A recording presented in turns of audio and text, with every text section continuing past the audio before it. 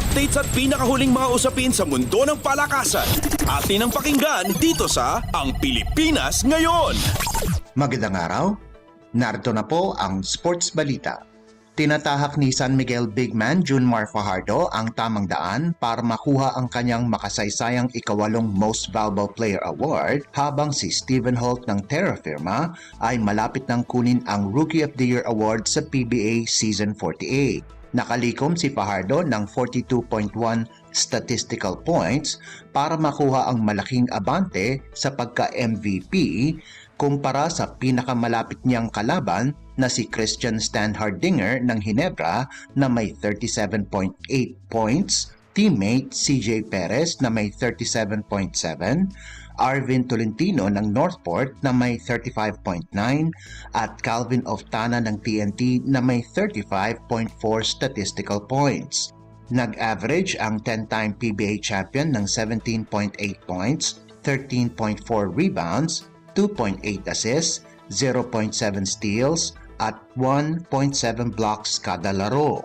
Samantala, si Holt naman ay nag-average ng 34.1 statistical points, napakalayo sa kanyang pinakamalapit na kalaban na si Cade Flores ng Northport na may 23, Adrian Nocum ng Rain or Shine na may 21.8, Ken Tuffin ng Phoenix Super LPG na may 21.5 at Christian David ng Blackwater na may 17.8 statistical points. Nag-average ang Filipino-American Cager ng 17 points, 6.9 rebounds, 5.5 assists at 1.9 steals.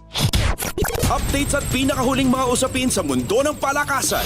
Atin ang pakinggan dito sa Ang Pilipinas Ngayon. Dahil sa hindi nagpartisipa ang kampyon ng nakalipas na taon na De La Salle University, lahat ay nakatutok sa National University sa pagbubukas ng 2024 Shakey's Super League o SSL National Invitationals nitong Miyerkules na gaganapin sa Ninoy Aquino Stadium. Makakatapat ng kampyon ng UAAP Season 86 na Lady Bulldogs ang Enderan sa Pool A. Ipaparada ng NU si two-time UAAP Most Valuable Player Belia Belen at Ara Panique na kapwa miyembro ng Alas Pilipinas. Maglalaro din para sa Lady Bulldogs ang mga veteranong players na sina Vange Alinsug, Sheena Toring, Erin Pangilinan, setter Lams Lamina at libero Shaira Hardio. Maglalaro muna sina Belen at Panique sa dalawang asignatura ng NU sa torneo bago tumungo sa Japan at sumama sa ensayo ng Alas, subalit si UAAP Finals Most Valuable Player Alyssa Solomon ay hindi na lalahok sa kompetisyon dahil patuloy itong nagpapagaling sa kanyang injury. Sa Pool B, unang magtatapat ang University of Santo Tomas at University of Batangas, habang sa Pool C naman ay magkakabanggaan ang University of Southern Philippines Foundation at Far Eastern University at ang University of San Carlos at Letran sa Pool D. Una nang nagpahayag ang Lasal na hindi sila makakasali sa liga dahil kailangang magpahinga ang kanilang players na may ilang miyembro ang nagtamo ng mga injury. Updates at pinakahuling mga usapin sa mundo ng palakasan.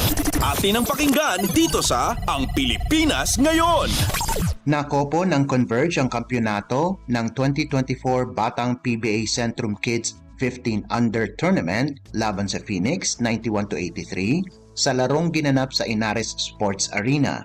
Maaga pa lamang ay kontrolado na ng Batang Fiber Xers ang laban hanggang sa huling sandali kung saan may 9 na puntos na kalamangan ito sa huling 3 minuto ng laban para hindi na mahabol ng Batang Fuel Masters. Nagtapos si Kerdy Victoria ng may 19 na puntos para sa Converge, habang nagambag naman sina Jacob Datu at Gavin Nunag ng 14 at 12 puntos ayon sa pagkakasunod. Malaki din ang naitulong ni na Prince Carino at Ian San Gabriel na kapwa nakagawa ng 11 puntos bawat isa.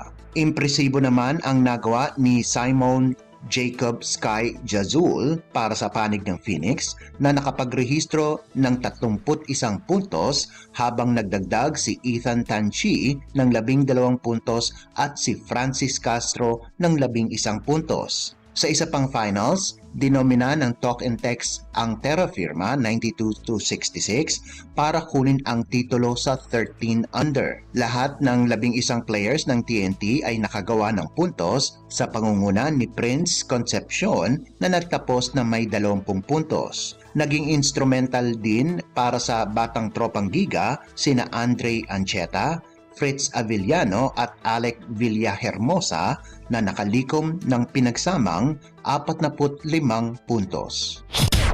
Updates at pinakahuling mga usapin sa mundo ng palakasan. Atin ang pakinggan dito sa Ang Pilipinas Ngayon. At yan ang pinakahuling balita sa larangan ng palakasan. Para sa Radyo Pilipinas World Service, ito po si Leo Magpayo. Magandang araw. Updates at pinakahuling mga usapin sa mundo ng palakasan. Atin ang pakinggan dito sa Ang Pilipinas Ngayon.